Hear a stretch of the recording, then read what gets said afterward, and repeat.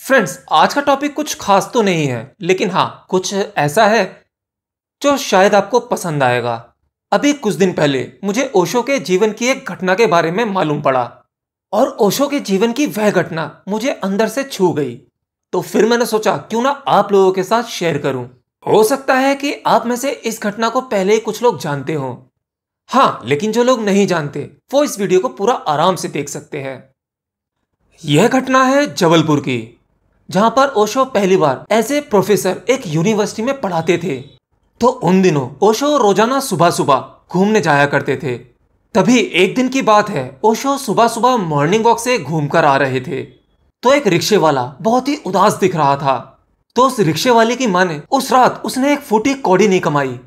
तो वो रिक्शे वाला अपने घर की तरफ काफी उदास लौट रहा था।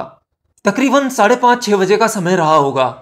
वह पूरी रात जागा भी और उसे कोई सवारी भी नहीं मिली और वहां से ओशो भी गुजर रहे थे। तो वह रिक्शे वाला जैसे ही ओशो के पास से गुजरा तो उस रिक्शे वाले ने पीछे पलटकर देखा ओशो की तरफ और ओशो से बोला, बाबा आ जाओ, रिक्शे में बैठ जाओ, मैं आपको छोड़ देता हूं। अब रिक्शे वाले ने सोचा कि कुछ काम धंधा तो हुआ नहीं पूरी रात, मुझे कोई सवारी नहीं मिली, अब घर जा ही रहा हूं तो इन बाबा को अपने रिक्शे में बिठाकर छोड़ ही दूं। इस बहाने एक पुण्य का काम भी हो जाएगा।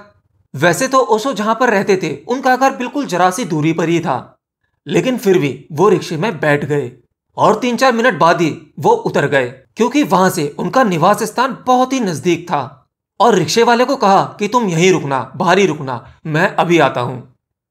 ओशो अंदर गए और 2-2 रुपए के बिल्कुल करारे 16 नोट लेकर वापस आए, यानी 32 रुपए। और ये बात है 1965 के आसपास की, जिस समय 2 रुपए की वैल्यू आज के 200 रुपए के बराबर हुआ करती होगी। तो वो 2-2 रुपए के करारे 16 नोट ओशो ने रिक्शे वाले को दिए। अब रिक्शे वाले ने वो नोट देखे तो उसके पैरों तले जमीन खिसक गई। इतना पैसा तो वो 2-3 महीने में नहीं कमा सकता था और ये बाबा सा दिखने वाला व्यक्ति एकदम से इतने सारे पैसे दे दिए। और वह रिक्शे वाला सोचने लगा कि मैं रात भर भटकता रहा, मुझे कोई सवारी नहीं मिली और फिर मुझे ये बाबा मिले। इनको तो बस मैंने ऐसे ही बोल दिया था कि आप रिक्शे में बैठ जाओ, मैं आपको छोड़ देता हूं, और मैंने इनसे पैसे तो मांगे ही नहीं थे, मैं तो इन्हें फ्री में छोड़ने वाला था और इन्होंने मुझे इतने सारे पैसे दे दिए। उसकी खुशी का कोई ठिकाना नहीं था। अब फिर क्या था, रिक्शे वाले ने वो पैसे अपनी जेब में रखे और ओशो अपने घर चले गए। रिक्शे वाले ने सोचा कि भाई अब तो यह सवारी मुझे परमानेंट मिल गई है, अब मुझे इधर उधर रिक्शा चलाने की जरूरत नहीं है, अब मैं ये रिक्शा केवल इन्हीं के लिए चलाऊंगा।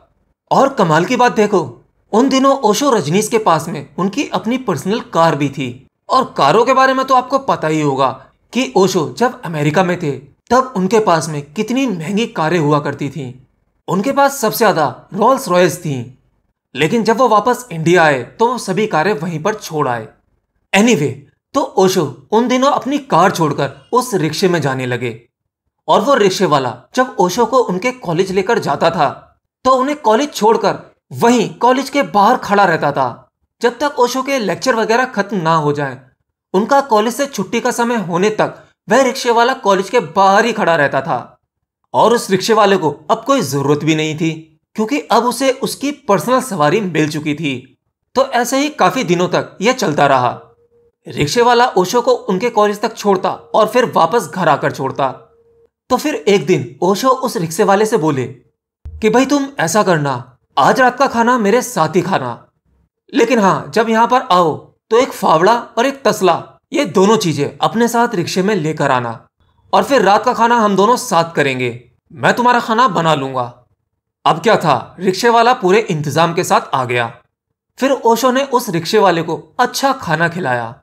अच्छा खाने से मतलब है, अगर आप लोग ओशो के बारे में जानते हैं तो आपको पता होगा कि ओशो अच्छा खाना खाने के बहुत शौकीन थे। उन्हें चटपटा और मसालेदार स्वादिष्ट भोजन बहुत पसंद था। तो भाई अब क्या था, ओशो ने खुद भी भोजन किया और उस रिक्शे वाले को भी करवाया। भोजन करने के बाद ओशो उस रिक्शे वाले से बोलते हैं कि भाई वहां पर दूर एक मुसलमानों का कब्रिस्तान है, वहां तक चलना है, चलो। अब रिक्शे वाला यह सुनते ही घबराने लगा। इतनी रात हो रही है, ये फावड़ा तसला ये सब कुछ मंगाकर मुसलमानों के कब्रिस्तान में जाने की बात कर रहे हैं, ये चक्कर क्या है, मतलब इन बाबा के दिमाग में चल क्या रहा है।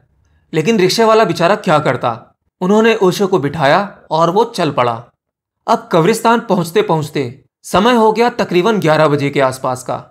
अब वो कब्रिस्तान की बाउंड्री पर पहुंच गए और ओशो उस रिक्शे वाले से बोले कि भाई ये फावड़ा तसला ये सब कुछ इस कब्रिस्तान की दीवार के उस पार फेंक दो और तुम भी इस दीवार पर चढ़कर अंदर कूद जाओ। अब उस रिक्शे वाले की घबराहट का कोई ठिकाना नहीं था। वो बहुत डर गया था, डर के मारे कांपने लगा और सोचने लगा कि इन बाबा के चक्कर में ये मैं कहां फंस गया। लेकिन ओशो उसकी घबराहट साफ साफ देख पा रहे थे और ओशो ने कहा कि तुम घबराओ मत, मैं हूं ना तेरे साथ, तू बस अंदर चल। फिर क्या था, वह रिक्शे वाला शमशान घाट की दीवार पार करके कूद गया और ओशो भी अंदर चले गए। और फिर ओशो ने अपनी टॉर्च जलाई और उस कब्रिस्तान में ढूंढने लगे कि आज कौन सी ताजी लाश गड़ी हुई है। और उस रिक्शे वाले से भी कहा कि जरा देखो कहीं पर आज की कोई ताजी लाश गड़ी हो, उसे ढूंढो। अब आप सोच सकते हैं कि उस रिक्शे वाले के दिल पर क्या बीत रही होगी। तो भाई ढूंढते ढूंढते उन्हें एक ताजी कब्र दिख गई और रिक्शे वाले से बोले चल इसकी मट्टी हटा। वह रिक्शे वाला कांप रहा था लेकिन बेचारा क्या करता। वो अमावस की काली रात, रात का सन्नाटे वाला अंधेरा, डरते डरते उसने कब्र खोदना शुरू किया। कब्र खोदी और मट्टी वट्टी हटाने के बाद वहां पर डेड बॉडी दिखी। रिक्शे वाला यह मंजर देख के पसीने पसीने हो गया। अब ओशो बोले तो इस डेड बॉडी के पैर पकड़, हाथ मैं पकड़ता हूं।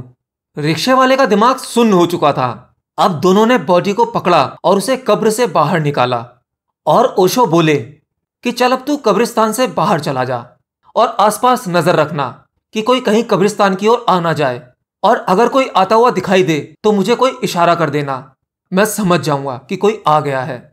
और फिर क्या था, ओशो ने जो कब्र में से बॉडी निकाली थी उस कब्र में खुद लेट गए और वो घंटों तक उसमें लेटे रहे। अब 3-4 घंटे उस कब्र में लेटने के बाद वो वापस उठते, डेड बॉडी को अंदर डालते और उस कब्र को बंद कर देते। ऐसा उन्होंने कई बार किया। उस रिक्शे वाले की मां ने, उसने ऐसा खुद बताया कि तकरीबन ओशो ने यह सब कुछ लगभग 15 दिनों तक किया। अब असल में ओशो ऐसा क्यों करते थे? दरअसल ओशो के द्वारा किया गया एक प्रयोग था। यह आंतरिक भय मिटाने का प्रयोग था। यह जीते जी मृत्यु अनुभव करने का प्रयोग था। हाँ, यह उतना ही प्रैक्टिकल है, लेकिन यह प्रयोग इतना आसान नहीं है। आमतौर पर आप समझ सकते हो कि इस तरह का प्रयोग करना किसी साधारण इंसान के बस की बात नहीं है।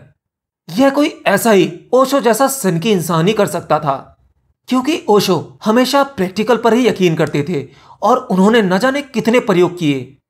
आमतौर पर साधारण इंसान मौत से बहुत डरता है, हम सभी डरते हैं, क्यों, है ना? लेकिन जो व्यक्ति जीते जी इस मृत्यु को जान लेता है, इसे समझ लेता है, उसे कभी भी मृत्यु से डर नहीं लगता। कहते हैं जीते जी मृत्यु को जानने के बाद उसका जो अनुभव होता है बड़ा ही गजब का होता है, बहुत प्यारा अनुभव होता है। मृत्यु मृत्यु नहीं होती है, यह मृत्यु के उस पार की यात्रा होती है। और ओशो ने अपने जीते जी इस अनुभव को कई बार जिया। ओशो ने अपने जीवन काल में ऐसी न जाने कितनी असाधारण सी चीजें की जो एक साधारण इंसान के बस की बात नहीं है।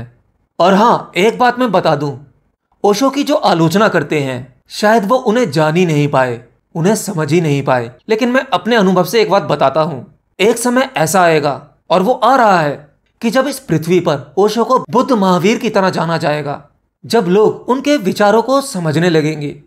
एनीवे, लेकिन अभी तो आप लोगों की फ्री विल है, आप जिसके बारे में जैसा सोचें सोच सकते हैं, ये आपके तर्क हैं, इसके लिए आप बिल्कुल फ्री हैं। मुझे जैसा लगता है मैं निष्पक्ष बोल देता हूं। शायद ओशो की बातें मेरी समझ में आने लगी हों, इसलिए मैं उन्हें कभी भी क्रिटिसाइज नहीं कर सकता, क्योंकि उन्होंने ग्राउंड पर आकर एटलीस्ट सच बोलने की हिम्मत तो की और उसी हिम्मत ने तथाकथित सभी लोगों की धारणाओं को चकनाचूर कर दिया। उन्होंने सत्य को सीधे सीधे दिखाने की कोशिश की। आप क्या हो, आपको ही आईना दिखाया। बस कुछ लोगों को यह डाइजेस्ट नहीं हुआ और उनको क्रिटिसाइज करने वालों का समुदाय बन गया। और हाँ, यह प्रयोग आप करने की मत सोचना, क्योंकि पहली बात तो आपसे ये होगा नहीं। और अगर जो आपको किसी ने कब्रिस्तान में ऐसा सब कुछ करते हुए देख लिया, किसी की कब्र खोदते हुए देख लिया, तो वो वैसे ही आपको मार देगा। यह पुलिस केस हो सकता है। ये बहुत ही खतरनाक है। हो सकता है इससे मानसिक रूप से आप पागल भी हो जाएं। हाँ, अगर आप इस तरह के अनुभव करना चाहते हैं या कुछ प्रयोग करना चाहते हैं तो इसके लिए बेस्ट तरीका तो ये है कि हमारे आसपास लोग मरते हैं, हमारे अपने रिलेटिव्स होते हैं, और आजकल की जनरेशन उनके अंतिम संस्कार में या उनके आखिरी समय में उनके साथ जाने को अवॉइड करती है। तो ये सब कुछ अवॉइड ना करें, क्योंकि भाई ये सब कुछ तो एक बार आपके साथ भी होगा। क्यों, आप अमर तो नहीं हैं। और सच बताना, मैं आपसे पूछता हूं, आप में से जितने भी लोग किसी की मृत्यु में कहीं पर भी गए हों और जब आपने चिता को जलते हुए देखा होगा या फिर कब्र में बॉडी को गाड़ते हुए देखा होगा, तो आपको अपने भीतर से कैसा लगता है? सच बताना, क्या आपके अंदर की दशा बदल नहीं जाती? हाँ, साधारणता आप जैसे होते हैं, किसी डेड बॉडी के सामने खड़े होकर आप वैसे नहीं रह पाते। आपके भीतर कुछ बदलता है, और अगर इस बदले हुए बदलाव को आप अपने भीतर हमेशा रख सकें, हर पल रख सकें, तो आपकी सोच आदि तो वैसे ही बदल जाएगी। आप ज्ञानी जैसी बातें करने लगेंगे, और करते भी हैं। कब्रिस्तान में खड़े होकर या शमशान घाट में खड़े होकर हम सब ज्ञानी जैसी बातें ही तो करते हैं, क्यों? लेकिन जो मौत को हमेशा याद रख सकता है, इस सत्य को स्वीकार कर सकता है, सोचो वो कितनी जल्दी ज्ञानी बन सकता है। इस प्रकृति में जो हमारे हिसाब से नहीं होता, हम उसे गलत समझते हैं, उसे इग्नोर करते हैं, उसे एक्सेप्ट कर ही नहीं पाते। लेकिन फिर भी प्रकृति कर्मबद्ध है, वह अपने कर्म करती ही है, वो कभी नहीं बदलती। और प्रकृति को जैसा का तैसा स्वीकार कर लेना, एक्सेप्टेंस का भाव रखना, यही प्रकृति के साथ तालमेल बिठाकर जीना होता है। एनीवे, आज के लिए इतना ही। मिलता हूं नेक्स्ट वीडियो में। Till then, bye bye.